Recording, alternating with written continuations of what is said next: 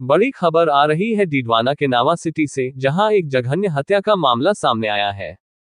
24 दिनों की कड़ी जांच पड़ताल के बाद पुलिस ने ब्लाइंड मर्डर केस में 2 आरोपियों को गिरफ्तार किया है। नावा पुलिस ने कड़ी मेहनत और सतर्कता से इस मामले को सुलझाते हुए एक बड़े मर्डर मिस्ट्री का पर्दाफाश किया है। डीडवाना कुचामन पुलिस अधीक्षक हनुमान प्रसाद ने प्रेस कॉन्फ्रेंस में बताया कि यह हत्या एक पारिवारिक विवाद के चलते हुई थी।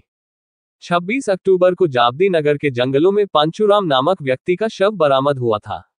मृतक के पिता चंद्राराम ने हत्या का आरोप मृतक के रिश्तेदारों और उसकी पत्नी हसतुड़ी पर लगाया था।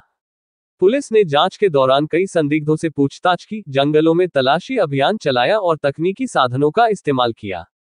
आखिरकार पांचूराम के रिश्तेदार बोधूराम और भावर को गिरफ्तार किया गया है। पूछताछ में ये सामने आया कि पांचूराम के दत्तक पुत्री के साथ अवैध संबंध थे और वह अपनी पत्नी से भी आए दिन मारपीट करता था। हत्या की रात नशे में धुत पांचूराम का अपने रिश्तेदार बोधूराम से झगड़ा हुआ, जिसके बाद बोधूराम और भावर ने मिलकर पांचूराम का गला घोंटकर उसकी हत्या कर दी और शव को जंगल में फेंक दिया।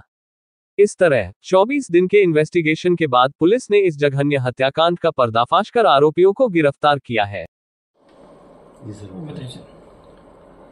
देखिए, 26 तारीख को सुबह जाप्ती नगर के जंगलों में एक अज्ञात लाश मिली थी, जिससे की शिनाख्त चंद्राराम पांचूराम बागरे के रूप में हुई थी।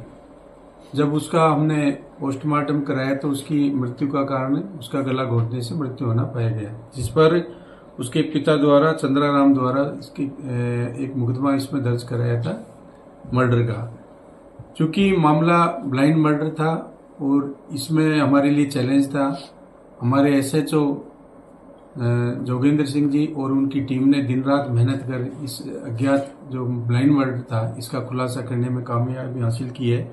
और इसमें 2 लोगों को हमने अरेस्ट किया है, एक बोधूराम बागरिया है और दूसरा भंवरलाल बागरिया।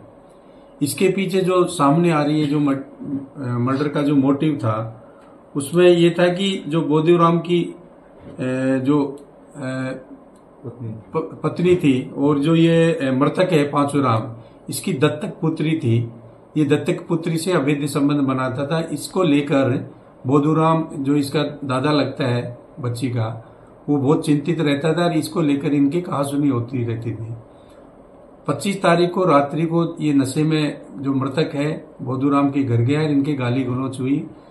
इसी दौरान इनके आपस में कहासुनी के दौरान, चूंकि उसने शराब के नशे में शर्ट खोल के वहां पे डाल रखा था, तो बोधूराम और इसके जो भतीजा है भंवर, दोनों ने मिलकर इसके गला घोंटा और गला घोंट के फिर लाश को अपने घर से करीबन 101 मीटर दूर जाके जंगलों में फेंक दिया।